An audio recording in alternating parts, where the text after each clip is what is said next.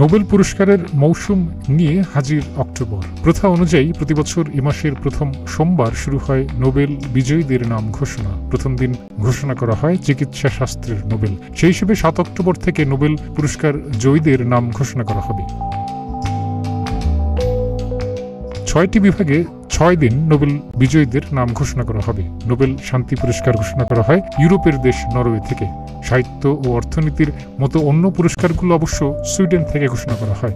চিকিৎসা, পদার্থবিদ্যা, রসায়ন, সাহিত্য ও শান্তিতে পুরস্কারগুলো সুইডেনের বিজ্ঞানী আলফ্রেড নোবেলের নামে ও তার রেখে যাওয়া অর্থ থেকে দেওয়া হয়। সুইডিশ শিল্পপতি নোবেল ডিনামাইটের উদ্ভাবক ছিলেন। তার মৃত্যুর 5 বছর পর 1901 সালে এ পুরস্কার দেওয়া শুরু হয়। পরে এর সঙ্গে যুক্ত হয় অর্থনীতি। 1968 সাল থেকে সুইডেনের কেন্দ্রীয় ব্যাংক অর্থনীতিতে অবদানের কথা স্মরণ করে এই পুরস্কার দেওয়া শুরু করে।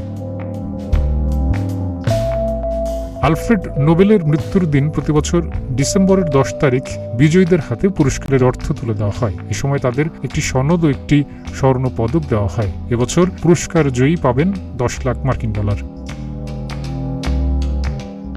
এবছর পুরস্কার কারা পাচ্ছেন তা নিয়ে শুরু হয়েছে আলোচনা। বিশ্বকে আরও শান্তিপূর্ণ করতে প্রচেষ্টা চালানো ব্যক্তি বা প্রতিষ্ঠান, মধ্যপ্রাচ্য সংঘাত, ইউক্রেন যুদ্ধ কিংবা সুদানে দুর্ভিক্ষ বা জলবায়ু সংকটের মধ্যে আশার ঝলক দেখানো অর্জনগুলো এবছর নোবেল পুরস্কারে সম্মানিত হতে পারে। বিশেষজ্ঞরা বলছেন, শান্তিতে নোবেল পুরস্কার দেওয়ার ক্ষেত্রে কাউকে বেছে নেওয়ার বিষয়টি নরওয়ের নোবেল কমিটির জন্য কঠিন কাজ হবে। 11 অক্টোবর শান্তিতে নোবেল বিজয়ীর নাম ঘোষণা করা হবে। স্টকহোম ইন্টারন্যাশনাল পিস রিসার্চ ইনস্টিটিউটের প্রধান ড্যান স্মিথ বলেন, বিশ্বজুড়ে 50টির বেশি সশস্ত্র সংঘাত চলছে। গত 2 দশকে এসব সশস্ত্র সংঘাতে প্রাণহানি নাটকীয়ভাবে বেড়েছে।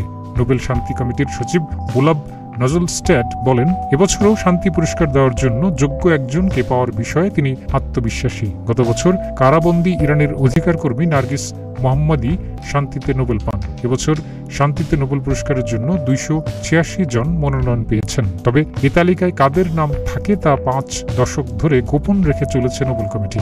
তালিকায় কারা মনোনয়ন পেয়েছেন তারা চাইলে প্রকাশ করতে পারে। এবছর তালিকায় নাম রয়েছে ফিলিস্তিনি শরণার্থী নিয়ে কাজ করা জাতিসংঘের সংস্থা UNRWA, ফিলিস্তিনি অধিকার সংস্থা আল হক, ইসরায়েলি অধিকার সংস্থা BTLSM ও আন্তর্জাতিক বিচার আদালত ICJ।